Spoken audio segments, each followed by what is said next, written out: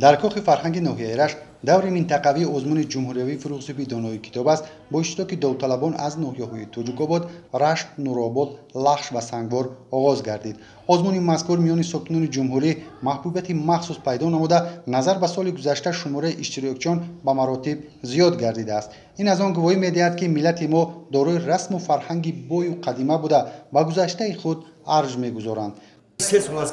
در منطقه رشت در آزمون منطقوی اشتراک کرده، همچون داور با همین آموزشی و مطالعه‌ای که آنها در نمینات گوناگون برداشتن باهاگذاری میکنه و میبینیم که مشاهده همین خیلی است که در بین همین منطقه در ناحیه منطقه رشت ما بسیار خوانندگان نسلی را مشاهده کردیم که صاحب قابلیت بلندند، اونها ایجادکاران آینده‌اند و از این ما بسیار خرسند میشویم.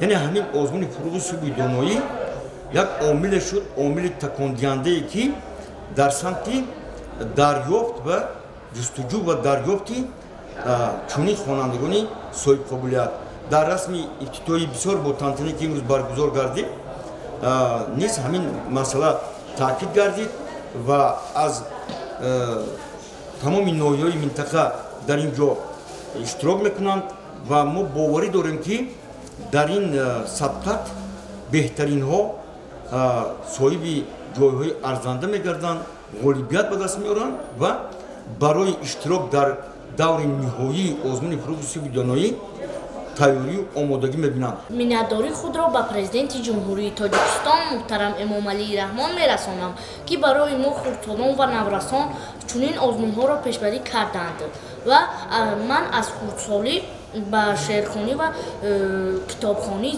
ذوق زیاد داشتم و میخواهم برای جمهوریوی راحت گیرم. انیسی کنج تنهایی کتاب است، فروغ صوبی دانایی کتاب است.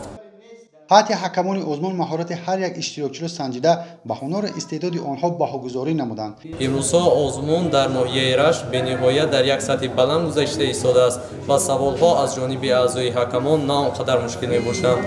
من میخواهم که در این آزمون اشتراک کرده سزاوار غالبیت گشته در دور جمهوریوی آزمون غالبیت را به دست آورم. رفت دور منطقوی آزمون نشان می‌دهد که اشتراکچیان همه‌جانبه آمادگی گرفته بعد از دستاوردهای نظررس امید و باوری دارند.